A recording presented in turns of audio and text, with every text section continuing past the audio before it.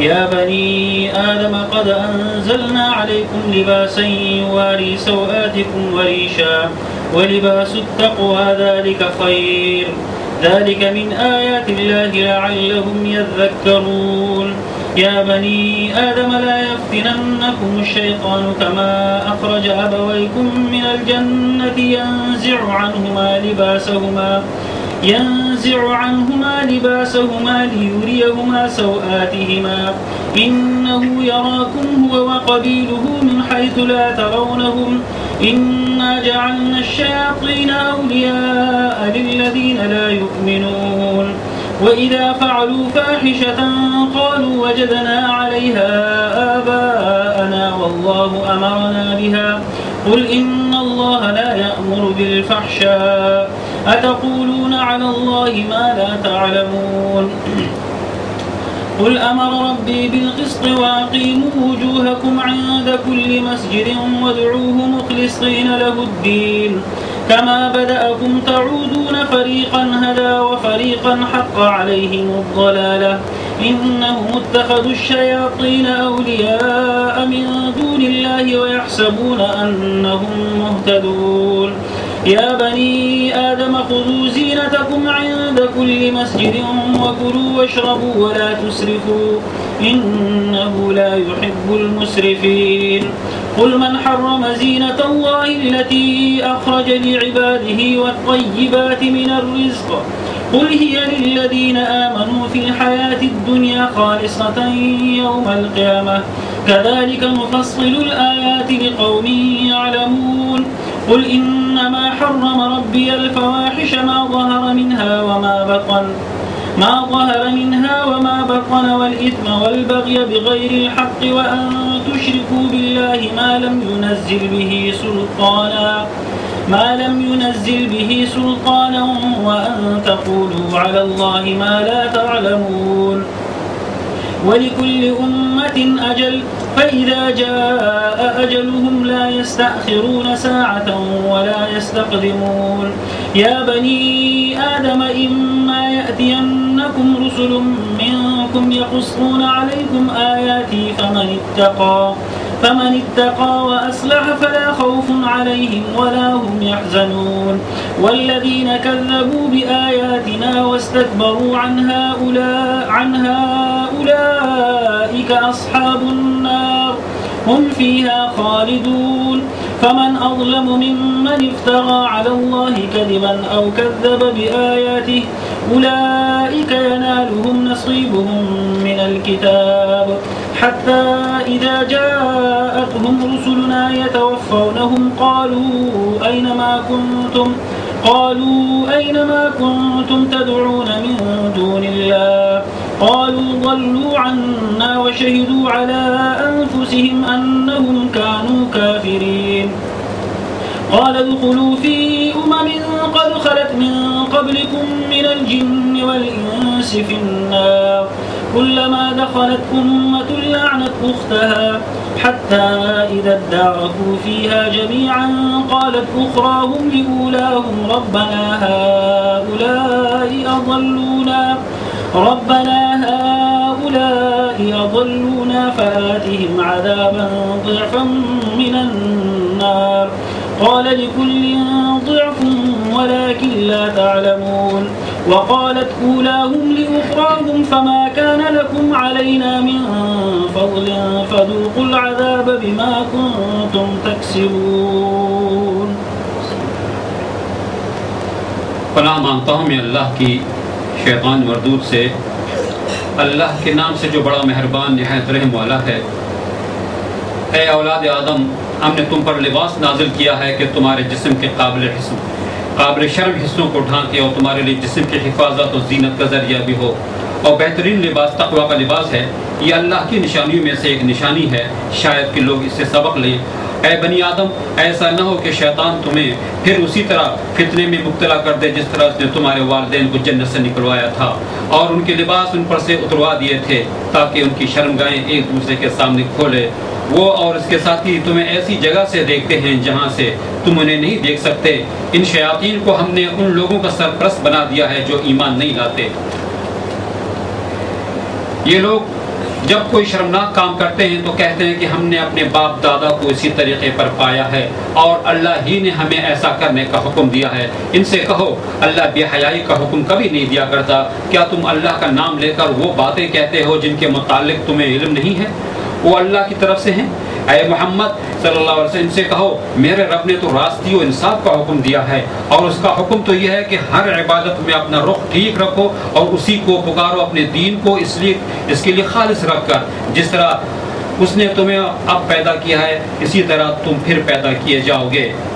ایک گروہ کو تو اس نے سیدھا راستہ دکھا دیا ہے، مگر دوسرے گروہ پر گمراہی چسپاں ہو کر رہ گئی ہے، کیونکہ انہوں نے خدا کے بجائے شیاطین کو اپنا سرپرست بنا لیا ہے اور وہ سمجھ رہے ہیں کہ ہم سیدھی راہ پر ہیں۔ اے بنی آدم، ہر عبادت کے موقع پر اپنی زینت سے آراستہ رہو اور کھاؤ پیو، حد سے تجاوز نہ کرو، اللہ حد سے بڑھنے والوں کو پسند نہیں کرتا۔ اے محمد صلی اللہ علیہ وسلم ان سے کہو کہ کس نے اللہ کی اس زینت کو حرام کر دیا ہے جسے اللہ نے اپنے بندوں کے لیے نکالا تھا، اور کس نے خدا کی بخشی ہوئی پاک چیزیں ممنوع کر دی؟ کہو یہ ساری چیزیں دنیا کی زندگی میں بھی ایمان لانے والوں کے لیے ہیں اور قیامت کے روز تو خالصتاً انہی کے لیے ہوں گی۔ اس طرح ہم اپنی باتیں صاف صاف بیان کرتے ہیں ان لوگوں کے لیے جو علم رکھنے والے ہیں۔ اے محمد صلی اللہ علیہ وسلم ان سے کہو کہ میرے رب نے جو چیزیں حرام کی ہیں وہ تو یہ ہیں کہ بے شرمی کے کام خواہ کھلے ہوں یا چھپے، اور گناہ اور حق کے خلاف زیادتی، اور یہ کہ اللہ کے ساتھ تم کسی کو شریک کرو جس کے لیے اس نے کوئی سند نازل نہیں کی، اور یہ کہ اللہ کے نام پر کوئی ایسی بات کہو جس کے متعلق تمہیں علم نہ ہو کہ وہ حقیقت میں اسی نے فرمائی ہے۔ ہر قوم کے لیے مہلت کی ایک مدت مقرر ہے، پھر جب کسی قوم کی مدت آن پوری ہوتی ہے تو ایک گھڑی بھر کی تاخیر و تقدیم بھی نہیں ہوتی، اور یہ بات اللہ نے آغاز تخلیقی میں صاف فرما دی تھی کہ اے بنی آدم یاد رکھو اگر تمہارے پاس خود تم ہی میں سے ایسے رسول آئیں جو تمہیں میری آیات سنا رہے ہوں تو جو کوئی نافرمانی سے بچے گا وہ اپنے رویے کی اصلاح کر لے گا، اور اس کے لیے کسی خوف اور رنج کا موقع نہیں ہے۔ اور جو لوگ ہماری آیات کو جھٹلائیں گے اور ان کے مقابلے میں سرکشی برتیں گے وہی اہل دوزخ ہوں گے جہاں وہ ہمیشہ رہیں گے۔ ظاہر ہے کہ اس سے بڑا ظالم اور کون ہوگا جو بالکل جھوٹی باتیں گھڑ کر اللہ کی طرف منسوب کرے یا اللہ کی سچی آیات کو جھٹلائے۔ ایسے لوگ اپنے نوشتہ تقدیر کے مطابق اپنا حصہ پاتے رہیں گے یہاں تک کہ وہ گھڑی آ جائے گی جب ہمارے بھیجے ہوئے فرشتے ان کی روحیں قبض کرنے کے لیے پہنچیں گے۔ اس وقت ان سے پوچھیں گے کہ بتاؤ اب کہاں ہیں وہ تمہارے معبود جن کو تم خدا کے بجائے پکارتے تھے؟ وہ کہیں گے سب ہم سے گم ہو گئے، اور وہ خود اپنے خلاف گواہی دیں گے کہ ہم واقعی منکر حق تھے۔ اللہ فرمائے گا جاؤ تم بھی اسی جہنم میں چلے جاؤ جس میں تم سے پہلے گزرے ہوئے گروہ جن و انس جا چکے ہیں۔ ہر گروہ جب جہنم میں داخل ہوگا تو اپنے پیش رو گروہ پر لعنت کرتا ہوا داخل ہوگا، حتیٰ کہ جب سب وہاں جمع ہو جائیں گے تو ہر بعد والا گروہ پہلے گروہ کے حق میں کہے گا کہ اے رب یہ لوگ تھے جنہوں نے ہم کو گمراہ کیا، لہٰذا انہیں آگ کا دوہرا عذاب دے۔ جواب میں ارشاد ہوگا ہر ایک کے لیے دوہرا ہی عذاب ہے مگر تم جانتے نہیں ہو۔ اور پہلا گروہ دوسرے گروہ سے کہے گا اگر ہم قابل الزام تھے تو تم ہی کو ہم پر کون سی فضیلت حاصل تھی، اب اپنی کمائی کے نتیجے میں عذاب کا مزہ چکھو۔ اعوذ باللہ من الشیطان الرجیم، بسم اللہ الرحمن الرحیم۔ تو پچھلی آیات میں حضرت آدم اور حوا علیہ السلام ان کا تذکرہ ہوا کہ کس طرح سے جنت میں شیطان نے ان کو بہلایا اور بہکایا، اور جس درخت کے قریب جانے سے اللہ سبحانہ وتعالیٰ نے انہیں منع فرمایا تھا اس سے انہوں نے کھا لیا، تو پھر ان کی شرمگاہیں یا جسم کے قابل شرم حصے جو ہے ایک دوسرے کے سامنے کھل گئے۔ تو اب اسی کی مناسبت سے یہاں پہ بنی آدم کو یعنی تمام انسانوں کو خطاب کر کے کہا جا رہا ہے کہ یا بنی آدم قد انزلنا علیکم لباسا یواری سوآتکم ریشا، اے آدم کے بچوں ہم نے تم پر لباس اتارا ہے، ایک ایسا لباس جو تمہارے قابل شرم حصوں کو چھپاتا ہے اور وہ زینت کا بھی کام دیتا ہے۔ تو اللہ تعالیٰ نے فرمایا کہ قد انزلنا، ہم نے اتارا ہے۔ اس سے مراد یہ ہے کہ اللہ سبحانہ وتعالیٰ نے لباس کی ضرورت کو انسان کی فطرت میں ودیعت فرمایا ہے، یعنی فطرتاً انسان یہ محسوس کرتا ہے کہ اس کے جسم کو چھپا رہنا چاہیے، اور خاص طور سے جسم کے وہ اعضاء جو قابل شرم ہیں انہیں چھپا رہنا چاہیے۔ تو گویا شرم اور جسم کے بارے میں یہ احساس یہ ابتدائی خلقت سے انسان کی فطرت میں یہ چیز ودیعت کی گئی ہے۔ رہا یہ فلسفہ مغرب کا کہ انسانوں نے آگے چل کے آہستہ آہستہ تمدنی ضرورت کے تحت اور تمدن کے ارتقاء کے نتیجے میں انہوں نے لباس اپنایا ہے. پہلے انسان ننگا رہا کرتا تھا، یہ بات درست ہے. انسان کو اللہ سبحانہ و تعالیٰ نے پہلے دن سے پردہ پوشی کی جو ہے نا وہ اس کا خیال اس کی فطرت میں رکھا ہے. تو فرمایا کہ یہ تمہارے شرمگاہوں کو بھی چھپاتا ہے، اور اسی طرح سے لباس زینت کے طور پہ بھی استعمال ہوتا ہے. آپ دیکھیں کہ مثلا یہ کپڑا ہم پہنے ہوئے ہوتے ہیں، اس سے نہ صرف یہ کہ ہمارا جسم چھپا رہتا ہے، بلکہ اس سے کیا ہے کہ انسان کی شخصیت میں ایک ابھار آتا ہے، اور اس سے اس کی شخصیت مزید سجتی ہے، سنورتی ہے. اس مقصد کے لیے بھی لباس استعمال ہوتا ہے. لیکن فرمایا کہ لباس التقویٰ ذالک خیر، تقویٰ کا جو لباس ہے وہی بہتر ہے. تقویٰ کا لباس کا مطلب یہ ہو گیا کہ وہ لباس جو ستر عورت کے ساتھ ساتھ زینت بھی اس میں ہو، لیکن اس طرح سے ہو کہ انسان کا پورا جسم بھی اس میں ڈھکا رہے، اس میں اسراف نہ ہو، اس میں یہ نہ ہو کہ کپڑا پہننے کے باوجود انسان جو ہے وہ ننگئی نظر آئے، مرد ہو یا عورت. تو ان تمام چیزوں سے بچا رہے. بلکہ لباس کا سب سے بہتر لباس کیا ہے کہ وہ تقویٰ ہے. اگر تقویٰ یا خدا خوفی یا خدا ترسی انسان کے اندر نہیں ہوتی تو بہت سارے لوگ لباس پہن کے بھی بے لباس ہوتے ہیں، لباس پہن کے بھی وہ ننگے ہوتے ہیں. فرمایا کہ یہ تمہارے لیے بہتر ہے، اور یہ اللہ کی آیات میں سے ہے. اس طرح سے امید ہے کہ یہ لوگ جو ہے اس سے نصیحت اور سبق حاصل کریں گے. اور کہا کہ تمہیں شیطان اسی طرح سے فتنے میں نہ ڈال دے، یعنی لباس کے معاملے میں، جس طرح سے اس نے تمہارے ماں باپ کو یعنی آدم اور حوا علیہ السلام کو جنت سے نکالا، اس طرح سے کہ ان کے لباس اس نے اتروا لیے تاکہ دونوں کو ایک دوسرے کے سامنے ننگا کر دے، ان کے شرمگاہوں کو ایک دوسرے کے سامنے کھول دے. پھر فرمایا کہ انہ یراکم ہوا وقبیلہ من حیث لا ترونہم. بالعموم لوگ اس کے بالکل جو سطحی اور سرسری اور لفظی ترجمہ ہے اس کی طرف جاتے ہیں، اور وہی مفہوم کے ذہن میں آتا ہے کہ وہ تمہیں دیکھتا ہے وہاں سے، وہ اور اس کے قبیلے کے لوگ وہاں سے جہاں سے تم ان کو دیکھتے نہیں. مطلب یہ کہ اپنے آپ کو چھپا کے رکھو، اس لیے کہ شیطان جگہ جگہ بیٹھ کے تمہیں دیکھ رہا ہوتا ہے. حقیقت میں شیطانوں کو انسانوں کے جسم سے کوئی دلچسپی نہیں، اس لحاظ سے کہ انہیں انسانوں کے جسم بڑے اچھے لگتے ہیں، یا کوئی مثلا مرد جن ہے تو اسے جو ہے ایک عورت انسانوں میں سے، یا عورت جن ہے تو مرد انسانوں میں سے اس کو دیکھے اپنی جنسی خواہشات کے تحت، یا اسے ایسی بات نہیں ہے. ان کی رغبت، جنسی رغبت، ان کی خواہش، ان کی دلچسپی اپنے مخلوق میں ہے، اور انسانوں کی جس طرح سے اپنے مخلوق میں ہے. تو یہ نہیں کہ وہ بیٹھ کے دیکھ رہے ہوتے ہیں کہ کہاں انسان ننگا ہوا تو تاکہ اس کو دیکھیں، اس کی شرمگاہ اور لطف اندوز ہوں. یہ بات درست ہے. انہ یراکم ہوا وقبیلہ من حیث لا ترونہم، اس کا مفہوم یہ ہے کہ وہ اور اس کے قبیلے کے لوگ، یعنی یہ تمام شیاطین تمہیں وہاں سے تکتے ہیں اور تاڑتے ہیں، یعنی تمہاری گھات میں لگتے ہیں جہاں سے تم اندازہ بھی نہیں کر سکتے کہ کس طرح سے جو ہے نا تہذیب کے نام پہ، تمدن کے نام پہ، ترقی کے نام پہ، وغیرہ وغیرہ مختلف ناموں پہ، اور فیشن کے نام پہ، فیشن پرستی کے نام پہ تمہیں جو ہے وہ ننگا کریں گے. یعنی کس کس موڑ پہ، کس کس چوراہے پہ، کہاں کہاں کس شو روم میں، کس جگہ وہ بیٹھے ہوں گے. حتیٰ کہ یہ بھی کہہ سکتے ہیں کہ کسی اچھی جگہ پہ بھی بیٹھ کے وہ انسانوں کو جو ہے نا درس دے رہے ہوں گے، اور اسی درس میں جو ہے انہیں، میں کل ہی بتلا چکا ہوں کہ شیطان آئے گا تو وہ لوگوں کے سامنے شیطان بتا کے نہیں آئے گا، وہ اچھے لوگوں کی شکل بنا کے اور اچھے لوگوں کا حلیہ پہن کر آئے گا. تو کہاں سے وہ تم کو تاڑ کے، جس طرح سے حضرت آدم کو تاڑا تھا اور اس نے گلایا تھا ان کا خیر خواہ بن کر، اور انہیں یہ سمجھا کر کہ اس درخت سے تم کھاؤ گے تو تمہیں ہمیشہ کی زندگی حاصل ہو جائے گی اور فرشتوں میں بن جاؤ گے، اسی طرح سے آج تمہارے طاق میں لگے ہوئے ہیں یہ شیاطین، ابلیس اور اس کے خاندان کے لوگ، اور ایسی جگہوں پہ جہاں تم اندازہ نہیں کر سکتے. اور فرمایا کہ یہ شیاطین تمام کے تمام جو ہے وہ سرپرست ہیں اور دوست ہیں ان لوگوں کے جو ایمان نہیں لاتے. اور پھر آگے اسی مناسبت سے اس زمانے میں ننگے پن کی جو ایک بے حیائی عربوں میں رائج تھی، اس کی طرف اشارہ کیا کہ وَإِذَا فَعَلُوا فَاحِشَةً قَالُوا وَجَدْنَا عَلَيْهَا آبَاءَنَا وَاللَّهُ أَمَرَنَا بِهَا، کہ جب وہ کوئی کسی بے حیائی کا ارتکاب کرتے ہیں، یعنی لوگ، اور اس سے مراد وہی مشرکین عرب ہیں کہ جب یہ کسی بے حیائی کا ارتکاب کرتے ہیں تو کہتے ہیں کہ ہم نے یہی کام کرتے ہوئے اپنے آباء و اجداد کو پایا ہے، ایسے ہی کرتے ہوئے پایا ہے، اور ہمیں اللہ نے اس کا حکم دیا ہے۔ تو فرمایا کہ ان سے کہہ دو کہ اللہ بے حیائی کا حکم نہیں دیتا۔ قل ان اللہ لا یأمر بالفحشاء، اللہ تعالیٰ بے حیائی کا یعنی گندگی کا یہ حکم نہیں دیتا۔ تو فحشاء میں ننگا ہونا بھی ہے، ننگے گھومنا بھی ہے، اپنے اعضاء جو ہے وہ دکھلانا، یہ بھی بے حیائی فحاشی میں ہے۔ جس طرح سے بے حیائی فحاشی یہ ہے کہ بدکاری میں عملاً آدمی جو ہے ملوث ہو جائے۔ تو کیا ہوتا تھا کہ عربوں میں یہ وہ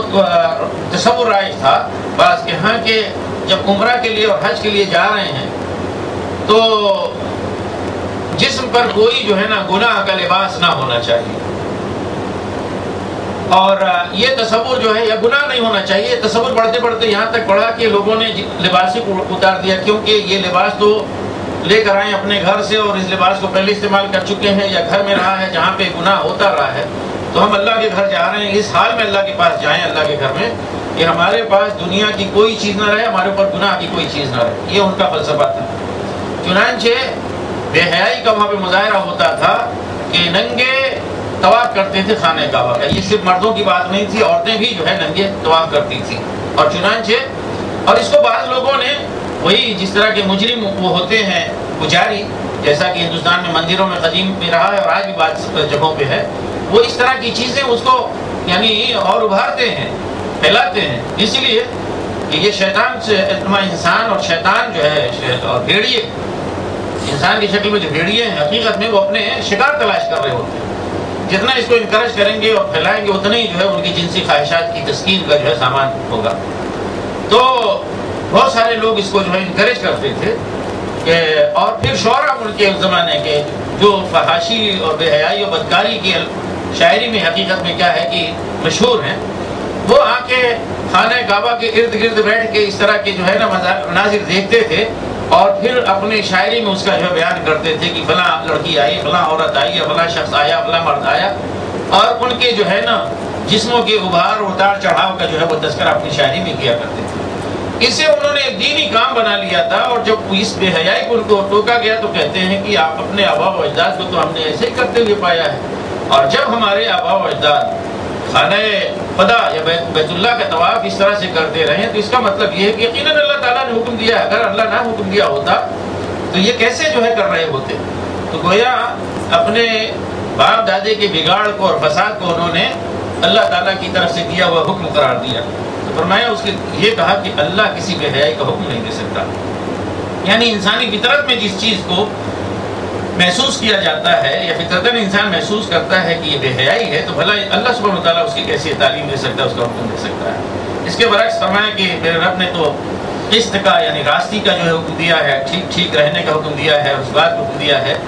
کہ ہر نماز کے وقت اپنے چہرے کو درست رکھو اسی کی طرف، اور دین کو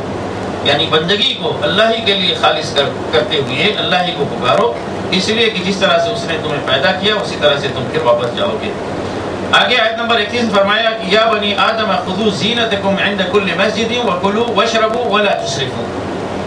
انہ لا يحب المسرفین۔ اے بنی آدم اپنی زینت کو اختیار کرو، یعنی اچھے کپڑے پہنو، عمدہ کپڑے پہنو ہر نماز کے وقت۔ مسجد سے مراد یہاں پہ خود وہ جائے عبادت جہاں پہ نماز پڑھی جاتی ہے یہ بھی، اور نماز پڑھنے کا کام وہ بھی، دونوں اس معنی میں شامل ہیں۔ نماز پڑھتے ہوئے اور نماز پڑھنے کی جگہ جب جاؤ تو اچھے لباس پہن کر جاؤ، خذوا زینتکم، اور کھاؤ اور پیو، اسراف نہ کرو۔ تو یہاں پہ زینت اختیار کرنے کے ساتھ ساتھ دو چیزیں اور بڑھا دی ہیں، کھانا اور پینا، یہ کھاؤ اور پیو بس اسراف نہ کرو۔ تو عربوں میں بھی اور ان سے پہلے بہت سارے لوگ وہ جو انسانوں میں سے شکست خوردہ لوگ ہیں اور بھاگ جاتے ہیں جنگلوں میں اور غاروں میں اور کسی کھو میں پناہ لیتے ہیں شکست خوردہ قسم کے انسان، تو ان لوگوں نے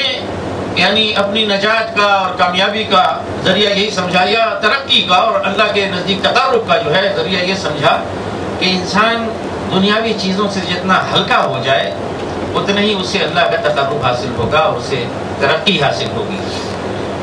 تو اس مقصد کے لیے وہ یہ کہ کپڑے جو ہے نا انتہائی پوسیدہ پہننا، پھٹے ہوئے پہننا، پرانے پہننا، اور یہ گنا بھی پہننا جیسا بھی آپ نے دیکھا۔ اور اسی طرح سے کھانے پینے کی اشیاء میں کہ بھئی اب زیادہ کھانا، اچھا کھانا، یہ کیا ہے کہ یہ دنیا داری ہے۔ تو ایک فلسفہ حقیقت میں جوگیوں نے اور راہبوں نے اپنے طور پہ کھڑا رکھا تھا، فرمایا کہ یہ کوئی دینداری نہیں ہے، نماز کے لیے جاؤ تو اچھے لباس پہن کر جاؤ۔ آج کل دیکھ رہے ہیں نا عرب حضرات، ہمارے بچے بھی وہ نیکر پہن کر آتے ہیں، زیادہ سے زیادہ یہ ہوتا ہے کہ ادھر ٹخنوں سے تھوڑا سا جو ہے نا نیچے ہو جاتے ہیں، بس نیکر، یعنی بدتمیزی حقیقت میں مسجد کے ساتھ اور نماز کے ساتھ۔ بھئی اگر آپ کے پاس اچھا کپڑا، اس کو پہن کر آئیے۔ کیا اس کپڑے کو پہن کر آپ جاب پہ جائیں گے، کسی منسٹری میں جائیں گے وغیرہ وغیرہ، کسی اچھی جگہ پہ جائیں گے؟ نہیں، تو اللہ کا گھر ہی رہے گا۔ اس لیے اور کبھی کبھی تو بڑے لوگوں کو ہم دیکھتے ہیں تو بڑا عجیب سا لگتا ہے، یعنی واقعی ایک کراہت سی محسوس ہوتی ہے۔ اللہ تعالیٰ بس ہدایت۔ تو یہ جو ہے یہ تو دوسرے انداز کا وہ فیشن ہے۔ وہ فیشن جو ہے تقویٰ والا فیشن ہے، اتار دو، ننگے ہو جاؤ، اور مت کھاؤ اور مت پیو۔ میں جو کہا کرتا ہوں چار چنے کھاؤ اور اس طرح کی جو ہے نا وہ تبلیغ لوگ کرتے تھے۔ فرمایا نہیں، یہ اللہ کی بخشی ہوئی نعمت ہے، کھاؤ اور پیو، بس ایک چیز کا اہتمام کرو کہ اسراف نہ کرو۔ تو اسراف میں یہ بھی ہے کہ آدمی اس میں حد سے زیادہ مبالغہ نہ کرے۔ صاحب 1 2 3 ڈشز ہیں تو ضرور نہیں کہ 50 جو ہے نا وہ رکھی جائیں، جیسا آج کل فیشن ہے۔ جی بنا دیا گئے تھے وہ جو ہے کتنا تھا، جو یہاں سے وہاں تک کتنی 50 ڈشز، 20 قسم کے تو جو ہے کی سلاد تھی، 40 قسم کے جو ہے نا وہ کھانے تھے، 15 قسم کی سویٹس تھی، یہ ساری چیزیں، یہ واللہ اسراف ہے، بالکل ہی اسراف ہے۔ اور یہ دن بدن فیشن بنتا چلا جا رہا، صرف پیسے والوں کے نزدیک نہیں، ہم لوگوں کے اندر بھی، ہماری اپنی سوسائٹی، ہمارے اپنے لوگوں کے اندر کہ اب چلتے ہیں جی فلاں جگہ وہ ہے۔ یہ شیطانی حرکت ہے یہ اسراف، اللہ تعالیٰ اس سے بچائے۔ ٹھیک ہے دلچسپی کے لیے کبھی 2 3 4 کر کے کھا لیا، لیکن یہ موقع جو یہاں سے وہاں تک لگتا ہے محض نمائش کے لیے، یہ غلط ہے، اسراف ہے۔ دوسرا اسراف یہ بھی ہے فضول خرچی کے ساتھ ساتھ یہ ناجائز اور حرام نہ ہو، ناجائز اور حرام نہ ہو، یا ناجائز اور حرام جگہ پہ جو ہے وہ چیز صرف نہ کی جائے، تو وہ بھی جو ہے کیا ہے، اسراف ہو جائے۔ اسی موقع فرمایا کہ بتاؤ کہ اللہ کی زینت، یعنی اللہ نے انسانوں کی آرائش اور زیبائش کے لیے بہترین لباس، یہ جو اللہ تعالیٰ نے نکالا ہے انسان کی اپنی خوبصورتی کے لیے، اللہ تعالیٰ نے جو یہ چیزیں بنائی نکالی، اور اسی طرح سے پاکیزہ رزق کس نے حرام کیا؟ اللہ تعالیٰ نے خوبصورت چیزیں، پاکیزہ رزق کس کے لیے بنایا ہے؟ تمہارے لیے بنایا ہے۔ چنانچہ فرمایا کہ کہہ دو اے نبی محمد صلی اللہ علیہ وسلم، یہ تمام چیزیں اہل ایمان ہی کے لیے ہیں، دنیا کی زندگی میں بھی اور آخرت میں تو ہوں گی ہی صرف انہی کی۔ تو دنیا میں بھی انہی کی ہے، مطلب یہ ہے کہ دنیا ایک ایسی جگہ ہے کہ یہ دارالامتحان ہے، اس لیے امتحان کے پیش نظر مسلمانوں کو بھی مل رہا ہے، ایمان کو بھی مل رہا ہے، اور غیر مسلموں کو بھی مل رہا ہے، کافروں کو بھی مل رہا ہے، اور بسا اوقات یہ بھی ہوتا ہے کہ کافروں کو مومنوں سے زیادہ ملتا ہے۔ اس کی وجہ یہ ہے کہ یہ دنیا ہے۔ تو دنیا میں حالانکہ جو نعمت ہے وہ اصلاً ہے اللہ کے مومن بندوں کا حصہ اور ان کا حق، لیکن دوسروں کو بھی اس میں سے دیا جاتا ہے، اور ہو سکتا ہے زیادہ دیا جاتا ہے، وہ بھی اس کا بھی مقصد امتحان ہے۔ لیکن جب آخرت برپا ہوگی تو آخرت میں کوئی نعمت کسی منکر حق کو نہیں مل سکے گی، کوئی رزق، پاکیزہ رزق کسی کافر اور جو ہے منکر حق کے حصے میں وہ چیز نہیں آئے گی۔ اور دنیا کی حیثیت اور حقیقت اللہ کی نگاہ میں مچھر کے پر کے بھی برابر نہیں ہے، جیسا کہ رسول اللہ صلی اللہ علیہ وسلم نے فرمایا کہ اگر دنیا کی حیثیت ایک مچھر کے پر کے برابر بھی ہوتی تو اللہ سبحانہ و تعالیٰ دنیا میں کسی کافر کو ایک گھونٹ پانی نہ دیتا، ایک گھونٹ پانی نہ دیتا۔ تو دنیا ایسی ہے کہ اس کی ایک مچھر کے پر کے برابر بھی حیثیت نہیں اللہ کی نگاہ۔ آگے فرمایا کہ میرے رب نے بے حیائی کی تمام چیزوں کو حرام قرار دیا ہے، اسی طرح سے اسم اور باغی مطلب حق تلفی اور دست درازی، اس طرح کے گناہ تمام کے تمام حرام ہیں۔ اور یہ کہ تم اللہ کے ساتھ کسی کو بھی شریک ٹھہراؤ کہ جس کے بارے میں اللہ نے کوئی شرط نازل نہیں کی ہے، یعنی اللہ تعالیٰ نے بتایا نہیں ہے، نہ حکم دیا ہے۔ ظاہر ہے کہ اللہ تعالیٰ نے کسی کتاب میں کسی نبی کے ذریعے سے کبھی نہیں بتلایا ہے کہ فلاں بھی میرے ساتھ خدائی میں شریک ہے، اس لیے کسی کو شامل نہ کرو اللہ کی ربوبیت اور خدائی میں، یا اس کے صفات اور اس کے حقوق اور اس کے اختیارات میں،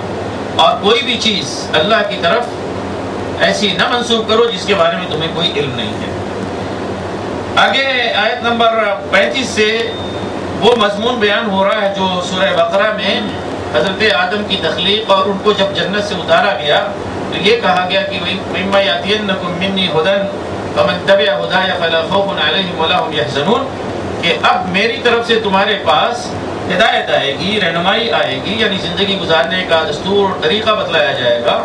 تو جب یہ چیز آئے تو تم میں سے جو لوگ اس کو مان کر اس کی پیروی کریں گے تو وہ لوگ ہیں کہ جنہیں جنت حاصل ہوگی، ایسی جنت کے جہاں پہ نہ انہیں کوئی یعنی غم ہوگا نہ کوئی خوف ہوگا، بالکل اطمینان کے ساتھ رہیں گے۔ اس کے برعکس جو اسے جھٹلائیں گے، انکار کریں گے تو جہنم میں جائیں گے۔ وہی بات یہاں پہ دوسرے تھوڑا بدلے ہوئے لفظوں سے کہی جا رہی ہے کہ یا بنی آدم اما یاتینکم رسل منکم یقصون علیکم آیاتی، اے بنی آدم جب تمہارے پاس میرے طرف سے بھیجے ہوئے رسول آئیں گے جو آ کے تمہیں میری آیات پڑھ کر سنائیں گے، تو جو کوئی اللہ کی ناراضی سے بچے گا اور اپنے رویے کی اصلاح کرے گا تو ایسے لوگوں کے اوپر کوئی خوف اور کوئی غم نہیں ہوگا۔ البتہ جو لوگ جھٹلائیں گے اللہ کی آیات کو اور استکبار کریں گے، یعنی تکبر کا مظاہرہ کریں گے، تو وہ جہنمی ہوں گے جہاں پہ ہمیشہ ہمیشہ رہیں گے۔ تو وہ لوگ جو اللہ کے اوپر جھوٹ گھڑتے ہیں یا اس کی آیات کو جھٹلاتے ہیں، فرمایا کہ ان سے بڑھ کر کوئی ظالم نہیں ہو سکتا۔ تو بہرحال دنیا میں جو کچھ ان کا حصہ ہے وہ تو انہیں مل کے رہے گا، پاتے رہیں گے، لیکن یہ کہ جب ہمارے فرشتے یعنی خاص طور سے موت دینے والا فرشتہ، موت کا فرشتہ، جب ہمارے فرشتے ان کے پاس آئیں گے انہیں قبض کرنے کے لیے، تو کہیں گے کہ بتاؤ اب وہ ہستیاں اور تمہارے وہ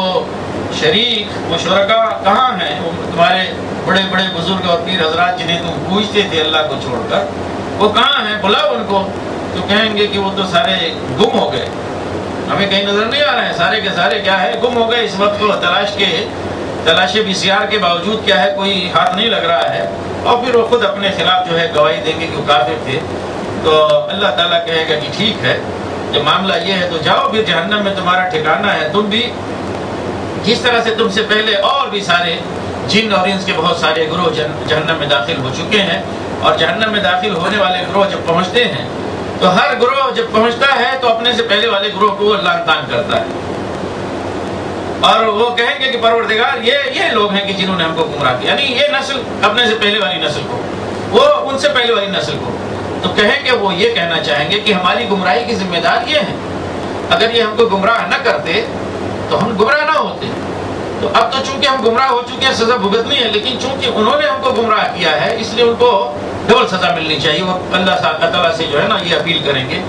پروردگار فرمائے گا کہ قال لکل ضعف، ہر ایک کو ڈبل سزا ملے گی، ہر ایک کو دوہری سزا ملے گی، ولکن لا تعلمون، لیکن تم لوگ جانتے نہیں ہو۔ مطلب یہ کہ آج تم خلف ہو کسی سلف کے تو کل تم کیا ہے سلف بن جاؤ کسی خلف کے، یعنی تم سے اوپر لوگ تھے تو تمہارے بعد بھی لوگ ہوں گے، تمہارے اوپر والے تمہارے سلف تھے، اسلاف تھے، تو تمہارے بعد والے جو لوگ ہیں ان کے اسلاف تم ہو۔ تو ہر ایک کا حصہ اس میں کیا ہے دوہرا ہے، ہر ایک کا ڈبل حصہ ہے۔ اور پھر یہ معاملہ یہ ہے کوئی بھی گمراہی یا گناہ اور معصیت، اس کا معاملہ یہ ہے کہ یہ معصیت جو ہے نا گویا ایک درخت ایسا ہے کہ جو پھیلتا چلا جاتا ہے، بڑھتا چلا جاتا ہے اور اپنے بر کو بار لاتا ہے اور پھل دیتا ہے۔ ٹھیک اسی طرح سے نیکی بھی ہوتی ہے، وہ بھی پھلتی، وہ بھی درخت ہے، پھلتی ہے اور بڑھتی ہے، بر کو بار لاتی ہے۔ تو ایک آدمی نے جو برائی کی اور برائی پھیلائی اور برائی کی اس نے تبلیغ کی، تو اس پہ خود عمل کرنے کا گناہ، اس کی تبلیغ کا گناہ، اور اس کے بعد اس کو دیکھ کر اور اس کی تبلیغ سے متاثر ہو کر جو لوگ بھی گمراہی کو اختیار کریں گے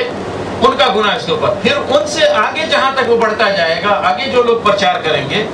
تو یہ اللہ ہی جانتا ہے کہ ایک آدمی کی برائی اور اسی طرح سے ایک آدمی کی نیکی، اس کا سلسلہ کہاں تک جاتا ہے نہیں معلوم۔ اسی لیے کہا جاتا ہے، رسول اللہ صلی اللہ علیہ وسلم نے فرمایا کہ دنیا میں جو بھی قتل ہوتا ہے اس کا گناہ وہ قاتل کے اوپر ہے ہی ہے، اس کے علاوہ ہر قتل کا گناہ آدم کے پہلے بیٹے کے اوپر بھی جاتا ہے جس نے سب سے پہلے قتل کیا، اس لیے کہ قتل کی سنت کی ایجاد اس نے کی۔ تو یہ گناہ ہو یا نیکی ہو، جو عمل آدمی کرے گا پھیلائے گا، تو جہاں تک وہ گناہ جائے گا برائی جائے گی اس کی سزا، اس کا گناہ اس کو ملتا رہے گا. نیکی کرنے والا جہاں تک اس کی نیکی جائے گی اس کی نیکی کا اجر اور ثواب بھی اس کو ملتا رہے گا. تو پہلا گروہ بعد والوں سے کہے گا کہ ان سے کہے گا تو تمہیں بھی ہمارے اوپر کون سا فضل حاصل تھا، تو ہمارے بارے میں کمپلین کر رہے ہو اللہ تعالیٰ سے، تم کون سے بڑے اچھے تھے. مطلب یہ کہ تم بھی تو اصل میں اسی چیز کے خریدار تھے. ہم نے مارکیٹ میں ایک گناہ کا سودا جو ہے پیش کیا، تو یہ نہیں کہ ہم نے کوئی زبردستی تم کو بیچ دیا، اصل میں تم اس کے خریدار تھے. تم کو وہی چیز چاہیے تھی اور پسند کی چیز مل گئی، ہم نے وہ فراہم کر دی. تو اس میں کوئی وہ نہیں کہ تم بڑے وہ پاکیزہ تھے اور نیکی کی راہ چلنا چاہتے تھے، انہوں نے پکڑ کے تم کو گمراہ کر دیا. اصل میں گمراہی کے خریدار تم خود تھے، صرف سامان ہم نے کیا ہے وہ مارکیٹ میں لا کے رکھ دیا. تو چلو اب عذاب چکھو تم سب کے سب، جو کچھ کمائی کی ہے دنیا میں کرتوت کیا ہے اس کے بدلے عذاب کا مزہ چکھو. إن الذين كذبوا بآياتنا واستكبروا عنها لا تفتح لهم أبواب السماء ولا يدخلون الجنة حتى يلج الجمل في سم الخياط وكذلك نجزي المجرمين. لهم من جهنم مهاد ومن فوقهم غاش وكذلك نجزي الظالمين. والذين آمنوا وعملوا الصالحات لا نكلف نفسا إلا وسعها أولئك أصحاب الجنة هم فيها خالدون. ونزعنا ما في صدورهم من غل تجري من تحتهم الأنهار وقالوا الحمد لله الذي هدانا لهذا وما كنا لنهتدي لولا أن هدانا الله لقد جاءت رسل ربنا بالحق ونودوا أن تلكم الجنة أورثتموها بما كنتم تعملون. ونادى أصحاب الجنة أصحاب النار أن قد وجدنا ما وعدنا ربنا حقا فهل وجدتم ما وعد ربكم حقا قالوا نعم فأذن مؤذن بينهم اللعنة الله على الظالمين الذين يصدون عن سبيل الله ويبغونها عوجا وهم بالآخرة كافرون وبينهما حجاب وعلى الأعراف رجال يعرفون كلا بسيماهم ونادوا أصحاب الجنة أن سلام عليكم لم يدخلوها وهم يطمعون. وإذا صرفت أبصارهم تلقاء أصحاب النار قالوا ربنا لا تجعلنا مع القوم الظالمين. ونادى أصحاب الأعراف رجالا يعرفونهم بسيماهم قالوا ما أغنى عنكم جمعكم وما كنتم تستكبرون أهؤلاء الذين أقسمتم لا ينالهم الله برحمة ادخلوا الجنة لا خوف عليكم ولا أنتم تحزنون. ونادى أصحاب النار أصحاب الجنة أن أفيضوا علينا من الماء أو مما رزقكم الله قالوا إن الله حرمهما على الكافرين الذين اتخذوا دينهم لهوا ولعبا وغرتهم الحياة الدنيا فاليوم ننساهم كما نسوا لقاء يومهم هذا وما كانوا بآياتنا يجحدون. ولقد جئناهم بكتاب فصلناه على علم هدى ورحمة لقوم يؤمنون. هل ينظرون إلا تأويله يوم يأتي تأويله يقول الذين نسوه من قبل قد جاءت رسل ربنا بالحق فهل لنا من شفعاء فيشفعوا لنا أو نرد فنعمل غير الذي كنا نعمل قد خسروا أنفسهم وضل عنهم ما كانوا يفترون. إن ربكم الله الذي خلق السماوات والأرض في 6 أيام ثم استوى على العرش يغشي الليل النهار يطلبه حثيثا والشمس والقمر والنجوم مسخرات بأمره ألا له الخلق والأمر تبارك الله رب العالمين. ادعوا ربكم تضرعا وخفية إنه لا يحب المعتدين. ولا تفسدوا في الأرض بعد إصلاحها وادعوه خوفا وطمعا إن رحمة الله قريب من من المحسنين وهو الذي يرسل الرياح بشرا بين يدي رحمته حتى إذا أقلت سحابا ثقالا سقناه لبلد ميت فأنزلنا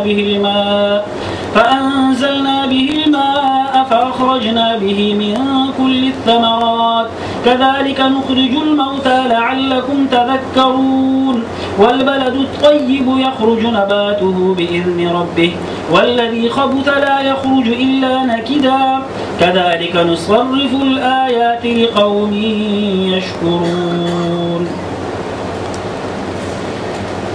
یقین جانو جن لوگوں نے ہماری آیات کو جھٹلایا ہے ان کے مقابلے میں سرکشی کی ہے ان کے لیے آسمان کے دروازے ہرگز نہ کھولے جائیں گے. ان کا جنت میں جانا اتنا ہی ناممکن ہے جتنا سوئی کے ناکے سے اونٹ کا گزرنا. مجرموں کو ہمارے ہاں ایسا ہی بدلہ ملا کرتا ہے. ان کے لیے تو جہنم کا بچھونا ہوگا اور جہنمی کا اوڑھنا. یہ ہے وہ جزا جو ہم ظالموں کو دیا کرتے ہیں. بخلاف اس کے جن لوگوں نے ہماری آیات کو مان لیا ہے اور اچھے کام کیے ہیں اور اس باب میں ہم ہر ایک کو اس کی استطاعت ہی کے مطابق ذمہ دار ٹھہراتے ہیں. وہ اہل جنت میں جہاں وہ ہمیشہ رہیں گے ان کے دلوں میں ایک دوسرے کے خلاف جو کچھ قدورت ہوگی ہم اسے نکال دیں گے. ان کے نیچے نہریں بہتی ہوں گی اور وہ کہیں گے کہ تعریف خدا ہی کے لیے ہے جس نے ہمیں یہ راستہ دکھایا. ہم خود راہ نہ پا سکتے تھے اگر خدا ہماری رہنمائی نہ کرتا. ہمارے رب کے بھیجے ہوئے رسول واقعی حق ہی لے کر آئے تھے. اس وقت ندا آئے گی کہ یہ جنت جس کے تم وارث بنائے گئے ہو تمہیں ان اعمال کے بدلے میں ملی ہے جو تم کرتے رہے تھے. پھر یہ جنت کے لوگ دوزخ والوں سے پکار کر کہیں گے ہم نے ان سارے وعدوں کو ٹھیک پا لیا جو ہمارے رب نے ہم سے کیے تھے. کیا تم نے بھی ان وعدوں کو ٹھیک پایا جو تمہارے رب نے کیے تھے؟ وہ جواب دیں گے ہاں. تب ایک پکارنے والا ان کے درمیان پکارے گا کہ خدا کی لعنت ان ظالموں پر جو اللہ کے راستے سے لوگوں کو روکتے اور اسے ٹیڑھا کرنا چاہتے تھے اور آخرت کے منکر تھے. ان دونوں گروہوں کے درمیان ایک اوٹ حائل ہوگی جس کی بلندی اعراف پر کچھ اور لوگ ہوں گے. یہ ہر ایک کو اس کے قیافے سے پہچانیں گے اور جنت والوں سے پکار کر کہیں گے کہ سلامتی ہو تم پر. یہ لوگ جنت میں داخل تو نہیں ہوئے مگر اس کے امیدوار ہوں گے. اور جب ان کی نگاہیں دوزخ والوں کی طرف پھیریں گی تو کہیں گے کہ اے رب ہمیں ان ظالم لوگوں میں شامل نہ کیجیے. پھر یہ اعراف کے لوگ دوزخ کے چند بڑی بڑی شخصیتوں کو ان کی علامتوں سے پہچان کر پکاریں گے کہ دیکھ لیا تم نے آج نہ تمہارے چھتے تمہارے کسی کام آئے نہ وہ ساز و سامان جن کو تم بڑی چیز سمجھتے تھے. اور کیا یہ اہل جنت وہی لوگ نہیں ہیں جن کے متعلق تم قسمیں کھا کر کہتے تھے کہ یہ ان کو تو خدا اپنی رحمت میں سے کچھ بھی نہ دے گا. آج انہی سے کہا گیا کہ داخل ہو جاؤ جنت میں تمہارے لیے نہ خوف ہے نہ رنج. اور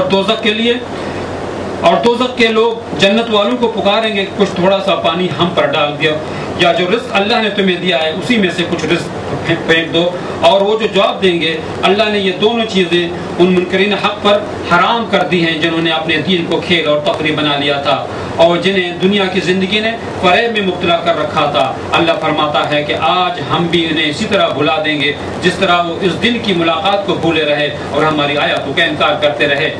ہم ان لوگوں کے پاس ایک ایسی کتاب لے کر آئے ہیں جس کو ہم نے علم کی بنا پر مفصل بنایا ہے اور جو ایمان لانے والوں کے لیے ہدایت و رحمت ہے. اب کیا یہ لوگ اس کے سوا کسی اور بات کے منتظر ہیں کہ انجام سامنے آ جائے جس کی کتاب خبر دے رہی ہے؟ جس روز وہ انجام سامنے آ گیا تو وہی لوگ جنہوں نے اسے نظر انداز کر دیا تھا کہیں گے واقعی ہمارے رب کے رسول حق لے کر آئے تھے. پھر کیا اب ہمیں کچھ سفارشی ملیں گے جو ہمارے حق میں سفارش کریں یا ہمیں دوبارہ واپس ہی بھیج دیا جائے تاکہ جو کچھ ہم پہلے کرتے تھے اس کے بجائے اب دوسرے طریقے پر کام کر کے دکھائیں. انہوں نے اپنے آپ کو خسارے میں ڈال دیا اور وہ سارے جھوٹ جو انہوں نے تصدیق کر رکھے تھے آج ان سے گم ہو گئے.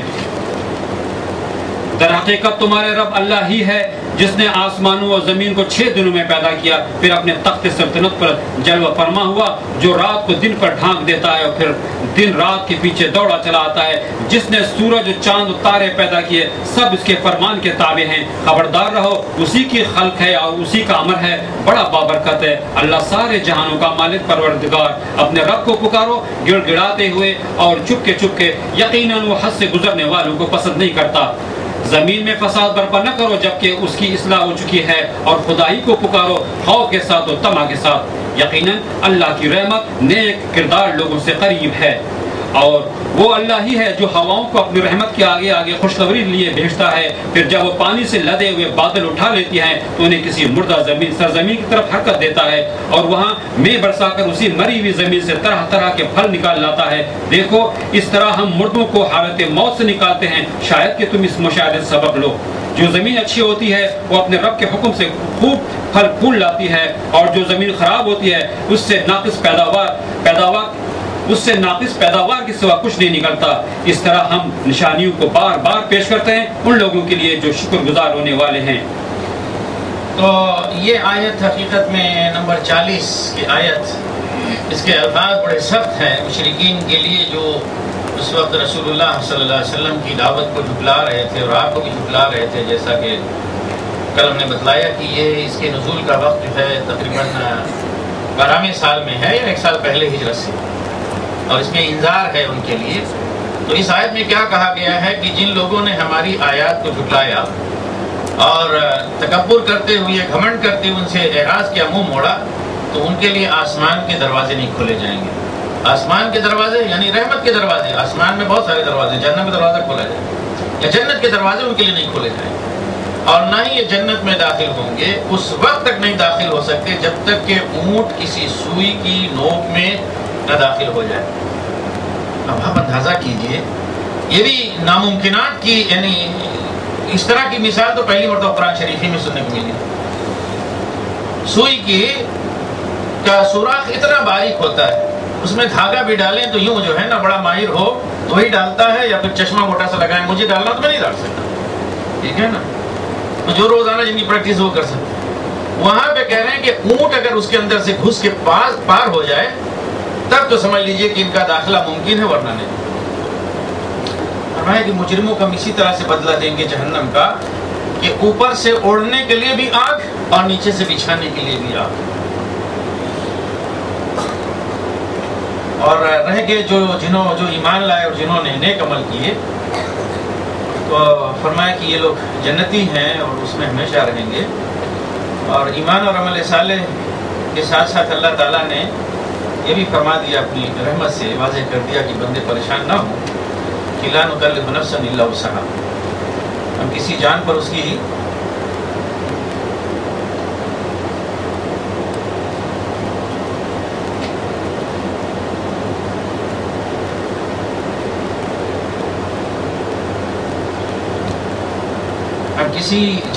کی استطاعت سے زیادہ بوجھ نہیں ڈالتے۔ پھر اس کے بعد فرمایا کہ یہ لوگ جو جنت میں جائیں گے، تو جنتی لوگ، ایمان مومن لوگ بھی دنیا میں ایسا نہیں ہے کہ ان کے درمیان کبھی اختلافات نہ ہوئے ہوں، جھگڑے نہ ہوئے ہوں، ہو جاتے ہیں، ایک گھر کے اندر لوگوں کے اندر ہو جاتے ہیں۔ اہل ایمان کے اندر بھی جو ہے نا دلی قدورت ہو جاتی ہے، بات چیت بند ہو جاتی ہے۔ اللہ تعالیٰ فرماتے ہیں کہ جنت میں اہل ایمان جب جائیں گے تو ان کے دلوں میں جو کوئی بھی قدورت ہوگی ہم اسے دور کر دیں گے۔ وَنَزَعْنَا مَا فِي صُدُورِهِم مِّن غِلٍّ، کہ جو کچھ ان کے دلوں میں کوئی قدورت ہوگی ایک دوسرے کے خلاف وہ نکال دیں گے۔ اب دیکھیں کہ جنت تو ایسی جگہ ہے نا کہ بار بار آ رہا ہے کہ اس میں نہ کوئی خوف ہوگا نہ کوئی غم، اور اس میں لوگ امن اور اطمینان سے رہیں گے۔ اور تو وہ امن اور اطمینان کیا ہو سکتا ہے کہ آپ کے سامنے آپ کا پڑوسی جنت میں ایک آ جائے جس سے دنیا میں آپ کی بات چیت نہیں تھی، وہ بھی جنتی، اور آپ وہاں پہ جا کے منہ کھلا کے بیٹھے ہو، ادھر منہ کھلا کے بیٹھا ہو۔ وہاں پہ جنت میں جانے والے لوگ دنیا میں اگر ساتھ رہے، کچھ ان کے اندر قدورت تھی تو وہ سب نکال کے اللہ سبحانہ وتعالیٰ ختم کر دیں گے، اور وہاں پہ بس آمنے سامنے بھائی بھائی مل کے جو ہے رہیں گے، کوئی ان کے اندر قدورت نہیں ہوگی۔ یہی آیت تھی جسے حضرت علی رضی اللہ تعالیٰ عنہ پڑھ کر کہا کرتے تھے، مجھے امید ہے اللہ تعالیٰ کی ذات سے کہ اللہ تعالیٰ میرے درمیان اور عثمان اور طلحہ اور زبیر کے درمیان اگر کچھ قدورت تھی تو اس کو بھی دور کر دے گا۔ تو بہرحال تاریخ کے افسوسناک واقعات کچھ ہوئے ہیں، ہو جاتا ہے، بڑے لوگوں سے بھی ہوئے ہیں، تو معلوم یہ ہوا کہ ان کے درمیان بھی کچھ قدورت تھی۔ تو حضرت علی بعد کے ہیں، اس سے پہلے حضرت علی کی شہادت ہو چکی تھی، اور حضرت عثمان کی اور حضرت طلحہ اور زبیر بعد میں جو ہے نا انہی کا، یعنی حضرت عثمان کا خون بہا لینے کے لیے وہ نکلے، اور پھر جنگ اس میں وہ لوگ بھی یعنی شہید ہوئے۔ تو کہتے تھے کہ مجھے امید ہے کہ اللہ تعالیٰ میرے ان کے درمیان، عثمان، طلحہ اور زبیر کے درمیان بھی اسی طرح سے غل اور قدورت کو دور کر دے گا۔ تو وہ وہاں پہ جب جنت میں داخل ہو جائیں گے، یہ اہل ایمان تو کہیں گے اللہ کا شکر ہے، اللہ کا شکر ہے، اس کی تعریف ہے کہ اس نے ہمیں اس کی رہنمائی کی۔ اگر یہ اللہ کا یعنی احسان نہ ہوتا، اس کی رہنمائی ہمیں نہ ملتی تو ہم یہ راستہ نہیں پا سکتے تھے، ہدایت کا راستہ نہیں پا سکتے تھے، جنت کا راستہ جنت تک نہیں پہنچ سکتے تھے۔ اور ہمارے رب کے رسول جو ہے نا وہ بالکل حق لے کر آئے تھے، یعنی جس کو ہم نے مانا بالکل حق لے کر آئے تھے۔ یہ تو ان کا احساس ہوگا، یعنی کبھی وہ نہیں سوچیں گے کہ ہم نے دنیا میں بڑے اچھے عمل کیے، خوب نمازیں پڑھی، خوب، بس تمام تر وہ کیا ہے، اللہ کا شکر اور احسان جو ہے انہیں یاد آئے گا کہ یہ سب کا سب کیا ہے، اللہ کا شکر اور احسان ہے کہ اس نے ہمیں یہاں تک پہنچنے کے راستے کی رہنمائی کی، ورنہ ہم نہیں پہنچ سکتے تھے۔ لیکن اللہ کا جو ہے نا معاملہ دیکھیے، وہاں پہ کیا شاہانہ کرم جو ہے نا اس کا مظاہرہ ہوگا اللہ کی طرف سے، ونودو، اور آواز آئے گی، یہ نہیں کہے کہ اللہ تعالیٰ کہیں گے، اللہ تعالیٰ یہ بھی نہیں اس میں کہا کہ اللہ تعالیٰ فرمائے گا، بلکہ آواز آئے گی، انہیں کہیں سے بتایا جائے گا، سنایا جائے گا، ان تلکم الجنت اورثتموها بما کنتم تعملون۔ آواز آئے گی کہ یہ جنت جو ہے اس کے تم وارث بنائے گئے ہو اس عمل کے نتیجے میں جو تم دنیا میں کرتے رہے، یعنی تمہاری محنت کا یہ نتیجہ ہے، تمہاری صحیح ہے اور جو تمہیں یہ چیز مل رہی ہے۔ بہرحال وہ جنت میں داخل ہو جائیں گے تو وہاں پہ ایک مکالمہ ہوگا اہل جنت اور اہل دوزخ کے درمیان۔ جنت والے کہیں گے دوزخ والوں سے کہ بھائی ہم سے تو ہمارے رب نے جو وعدہ کیا تھا تو ہم نے دیکھ لیا، بالکل ٹھیک پایا، مطلب یہ کہ جنت کی نعمتیں ہیں اور یہ ہے اور وہ ہے، سب کچھ ہے، ہم نے بالکل ٹھیک پایا۔ تو آپ لوگوں سے جو وعدہ کیا گیا تھا، جو جھٹلانے والے تھے اور کفر کرنے والے تھے، تو کیا آپ لوگوں نے بھی وعدہ الہی جو ہے اس سے ٹھیک پایا، حق پایا؟ تو کہیں گے کہ ہاں۔ اور پھر اس وقت اعلان ہوگا، اعلان کر کے الگ کر دیا جائے گا اور کہا جائے گا کہ لعنت اور پھٹکار ہے کن پر؟ ظالموں کے اوپر، کہ جو اللہ کے راستے سے دنیا میں روکتے رہے ہیں اور اسے جو سیدھا راستہ تھا اس کے اندر کجی پیدا کرنے کی کوشش کرتے رہے اور آخرت کا انکار کرتے رہے۔ پھر یہ جنتی اور جہنمی، بیچ میں فرمایا کہ ایک پردہ ہوگا، ایک کوٹ حائل کر دی جائے، اور پھر ان کے درمیان کچھ بلندی پہ، جسے آراف کہا گیا، وعلی الاعراف رجال یعرفون کلا بسیماہم، بلندیوں پر کچھ لوگ ہوں گے تو وہ ہر ایک کو اس کے قافیے سے، اس کی شکل سے پہچانیں گے کہ یہ کون ہے۔ اس کے آگے یہ رجال جو ہے انہیں اصحاب الاعراف کہا جا رہا ہے۔ یہاں پہ آراف کا لفظ آیا، آراف کے معنی بلندیاں، یعنی گویا خاص برج، ٹاور، اس میں وہ بیٹھے رکھے گئے ہیں، اور انہی لوگوں کو اگلی آیت میں اصحاب الاعراف کہا جا رہا ہے۔ اس سلسلے میں تعویل یا تفسیر جو ہے مختلف بیان ہوتی ہے، ان میں سے ایک جو ہے مشہور عام طور سے یوں بیان کر دی جاتی ہے کہ یہ وہ لوگ ہوں گے کہ جن کے حصے میں نہ تو ابھی جنت آئی ہے نہ جہنم آئی ہے، بلکہ ان کا عمل ایسا ہے کہ بالکل برابر سرابر ہے، اس لیے ابھی درمیان میں پڑے ہوئے ہیں، بعد میں اللہ تعالیٰ ان کو جنت میں بھیجیں گے۔ لیکن ایک دوسری رائے ہے اور دوسری اس کی توجیہ اور تفسیر ہے، اور میں اسی کی طرف جاتا ہوں کہ یہاں پہ رجال جس طرح سے کہا گیا ہے، یہ اس طرح کے لوگوں کے لیے اس طرح سے رجال کا لفظ نہیں آتا، اس میں یعنی بڑے اچھے اور اونچے قسم کے، بلند مرتبہ قسم کے لوگوں کا تذکرہ ہو رہا ہے۔ تو اس سے مراد یہ ہے کہ ایسے لوگ جو امت کے نمایاں قسم کے لوگ تھے، جنہوں نے بڑے بڑے مجمع میں جو ہے نا خطاب کیا، جو بڑے بڑے لوگوں کے پاس اللہ کے دین کی دعوت لے کر پہنچے، اور جنہیں اللہ کے دین کے لیے ستایا گیا، تو اپنے معاشرے کے اچھے لوگوں کو بھی اور برے لوگوں کو بھی سب کو جانتے ہیں۔ تو مثلا میں ایک مثال کے طور پر نام لے لوں کہ مثال کے طور پر ہمارے حضرت مولانا ابو الحسن الندوی رحمۃ اللہ علیہ انتقال پر، مثال کے طور پر کہتا ہوں،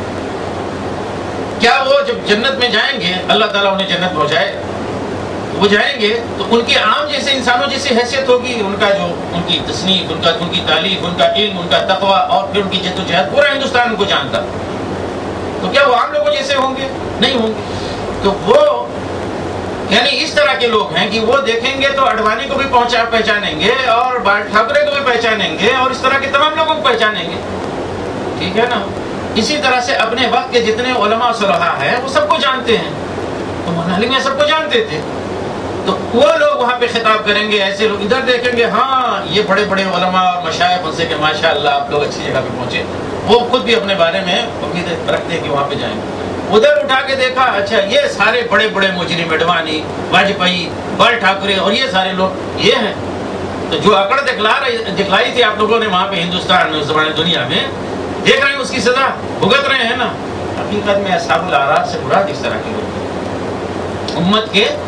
بڑے بڑے اونچے لوگ، ہمارے اس دور کے اس طرح سے، اسی طرح سے ہر دور میں اللہ تعالیٰ کے بڑے بڑے لوگ ہیں. اب ہم جیسے لوگ اپنے محلے میں اپنے گھر میں جو چپ چاپ بیٹھے رہتے ہیں، ظاہر ہے کہ ان کا کوئی وہ نہیں، لیکن وہ جو پورے ملک میں یا کئی ملکوں میں دعوت دین کے لیے آتے ہیں اور جاتے ہیں، چھوٹے بڑے بہت سارے لوگوں سے ملاقات ہوتی ہے، لیڈران سے ملاقات ہوتی ہے، تو وہ بھی ان کو جانتے ہیں، وہ بھی ان کو جانتے ہیں. تو وہ وہاں پہ حقیقت میں ان کا جو وہ ہے ذکر ہو رہا ہے کہ وہ اس طرح اس وقت جنت اور جہنم کے بیچ آراف میں یعنی بلندیوں پہ ہوں گے اور ایک دوسرے سے مکالمہ کریں گے، یعنی جنت والوں سے بھی اور جہنم والوں سے. تو دیکھیے ان کا مکالمہ کیا ہے. وہ کہہ رہے ہیں کہ ہر ایک کو اس کے قافیے سے پہچانیں گے. تو